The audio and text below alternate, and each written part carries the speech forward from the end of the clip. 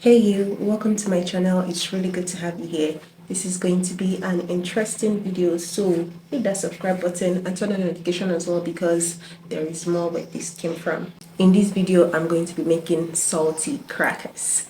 Yay! So that's what I'm craving right now, and I actually tried it for the first time last week and oh my god, it was amazing. I found this particular recipe online and it has been sitting in my saved items for more than 3 months now, and on that particular day I was craving it and I was like, you know what, let me try this recipe and even see what the fuss is all about, and I did. It was so I'm craving it again now, and yeah, come along, let's make salty crackers. Let's crack our ribs. So for this particular recipe, you only need 4 ingredients. So this is actually perfect for people that have so many children. But the thing is that children don't actually like salt. Yeah, children like sugar. So maybe it's perfect for adults that are watching their sugar. Then again, I don't know why someone will be watching their sugar when there's Netflix to watch. But anywho, if you have like grandparents, parents that want to enjoy biscuits, but don't want to thread on the sugary path, this is a perfect recipe. You only need 4 ingredients. Yeah, you only need 4 ingredients, and here they are. The MOC is plain flour. Yeah, all-purpose flour, followed by salt. This is a no-brainer. I mean, flour, salt, and the third ingredient is melted butter. Yeah, I've already melted it. And the final ingredient is water. Should I show you that one as well? Water. So this is not the amount I'm going to be using. The recipe is going to be in the description box below. So let's get right to making it. So I get a clean bowl, and in it I measure 1 cup. I get my salt, and I have my measuring spoon. This is not a measuring spoon, Shabo. I have my spoon inside. I don't know why that was important, but anywho.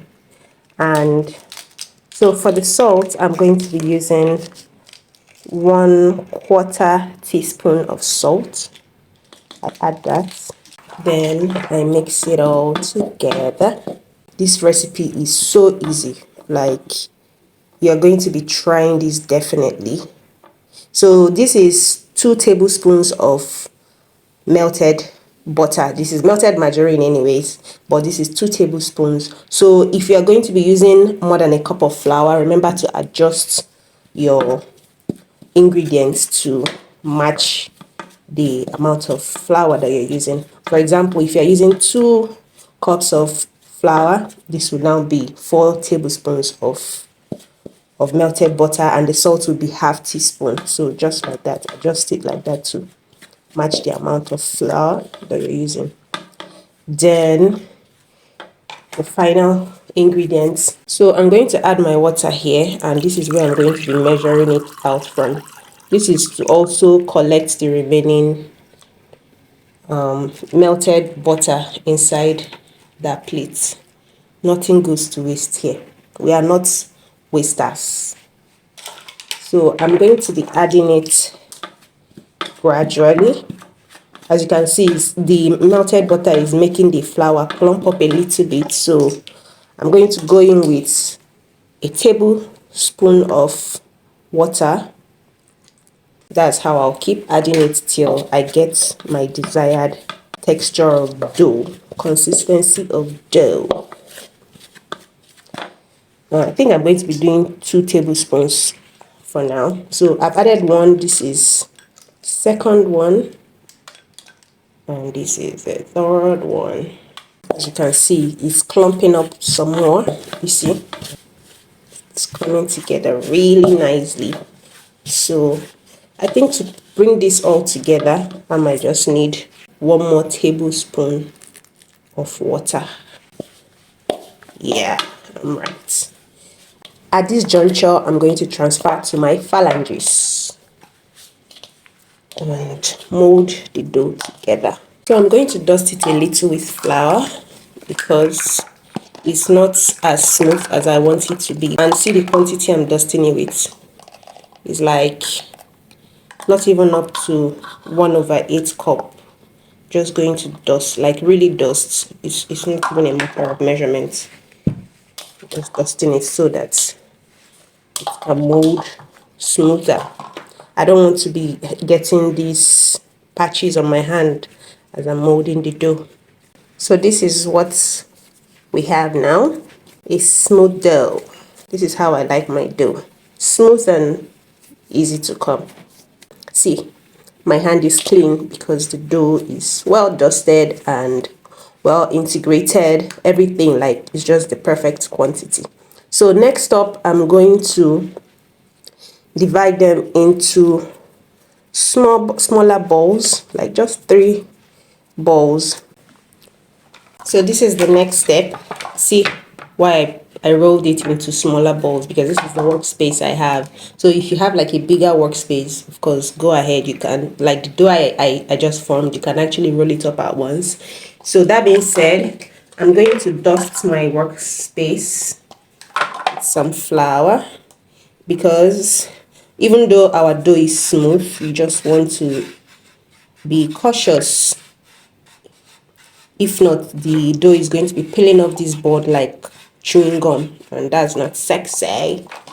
That is not sexy. Get my dough, mold, and put it on the work surface. And then I roll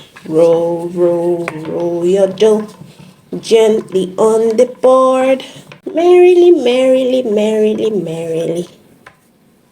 Crack your ribs with life. So this is what you get at the end of your rolling. A very flat dough, properly rolled out. So now next step is to cut it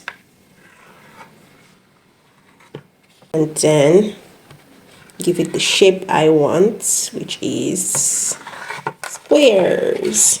And I'm going to place them on my parchment paper here. And then that's what I'm going to do for the remaining balls of doughs. Let me get to it. Okay, I'm done rolling out and cutting out all the crackers into my desired shapes. The next is to poke holes on them, so this would help them puff better. If you're wondering why this one is this long or these ones are this long in this shape, this is just me paying an homage to my younger self. I'm done with the holes. The next step is to brush it with melted butter, but ain't nobody got time to go and start melting more butter, so I'm just going to use vegetable oil to rub it on it. So what this does is to make the salt stick when I sprinkle it on it. Of course, if you have your melted butter sitting and waiting for you, please, by all means, go ahead and use it. But as the way things are set up right now, this vegetable oil has already been melted. And if you check itself, well, butter and vegetable oil, they are different, but see, it does the same thing. And I've actually used vegetable oil in some recipes that requires brushing with melted butter, and I got the same result. So it is Chinwendu approved, Chef Chinwendu approved. So if they ask you, why are you using vegetable oil to brush your crackers, just tell them Chinwendu said so, and they won't have any other thing to say. That will just rest the case. Now the brushing is over. Time to sprinkle the salt on it. So I get my salt, and they are not going to rise, so that's why I didn't mind with this and how closely I put them to each other. So they're not rising, they're only going to puff daddy. Now our crackers are ready for the oven. Pop it into the oven and I shall be back. This is going to take about 10 minutes and we're good to go. See ya. The crackers, they're done 10 minutes later. So let's get right to tasting. Our crackers are cracking and ready for me to chop them. See, it burnt a little, that's why it curved. But all is fair in love and war. It's all good. These are the ones I'm going to be using for the testing. Oh my god, I can't wait. I can't wait. I can't wait. So let's get right to it. Now, I mean, you know what time it is? It's tasting time. You've seen our crackers. And let's give it a taste test. Of course, I know what it tastes like, but this is a fresh batch and let's do it justice. I'm going to be tasting with this long one, like I said.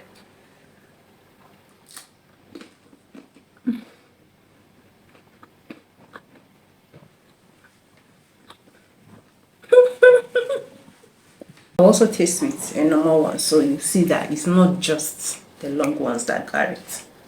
They all got it.